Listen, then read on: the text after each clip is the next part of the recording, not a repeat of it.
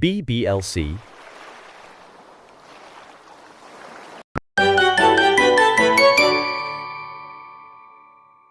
Terkadang ada beberapa kondisi yang membuat sales bingung, atau ada beberapa kondisi terjadi di luar perkiraan.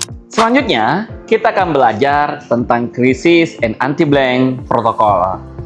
Di pembelajaran ini, kita akan belajar bagaimana seorang sales menangani atau menghadapi berbagai kondisi yang terjadi di luar perencanaan atau kondisi-kondisi yang terjadi yang di luar perkiraan.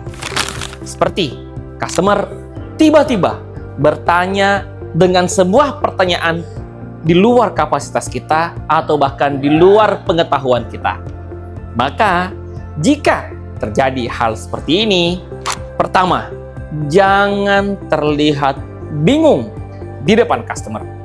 Yang kedua, jika hendak meminta bantuan kepada orang lain, baik itu sales ataupun SVP atau siapapun, maka jangan meminta bantuan dengan berteriak memanggil orang lain di hadapan customer. Itu akan langsung menghancurkan kepercayaan customer kepada Anda.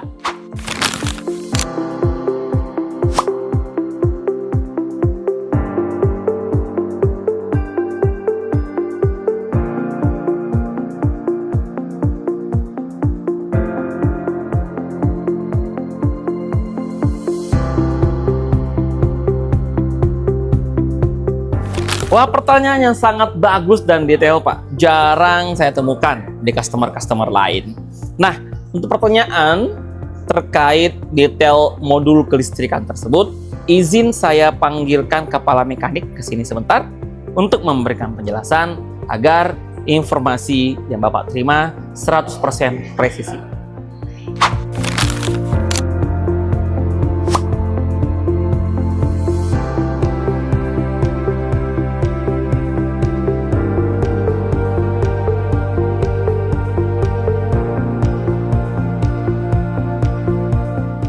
Nah, jika ternyata di menit-menit akhir tiba-tiba customer ataupun kita baru saja menemukan setitik baret di kendaraan customer yang hendak diserahkan pada hari itu, maka yang pertama, jangan menyembunyikan baret tersebut kepada customer, baik itu dengan ditutupi dengan badan kita atau ditutupi dengan stiker. Yang kedua, jujurlah kepada customer bahwa ada sedikit cacat yang terjadi pada kendaraan customer tersebut. Ini akan menciptakan trust kepada customer karena kita bersifat transparan kepada customer kita.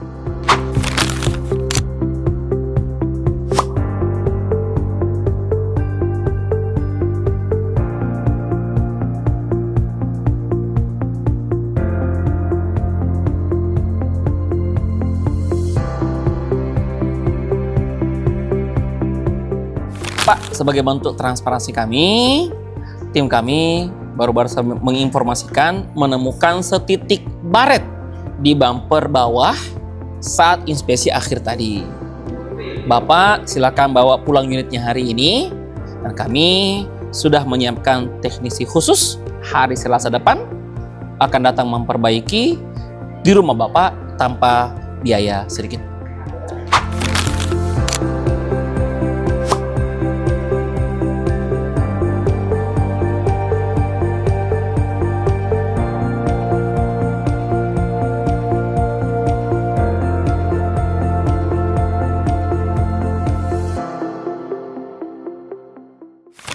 Ada beberapa kondisi di mana customer tidak mau melakukan penyerahan kendaraan di dealer ataupun di kantor.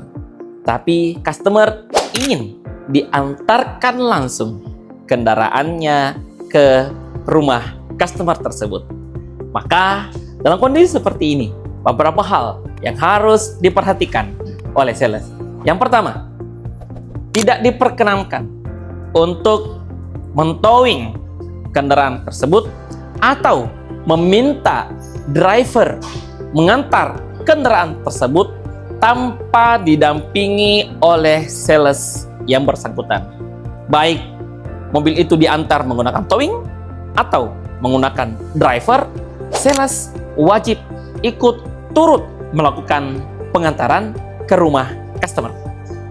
Saat sampai di rumah customer, maka semua proses yang mestinya tadi dilakukan di dealer wajib juga dilakukan di rumah customer. Baik itu melakukan SWAP, 6 Walk Around Position, dengan menggunakan standar-standar, skrip-skrip, dan gestur-gestur yang sesuai SOP. Termasuk juga tetap meminta kepada customer untuk melakukan aktivasi MMID ataupun runner, dan juga BOSOA Connect walaupun penyerahan kendaraan dilakukan di rumah customer.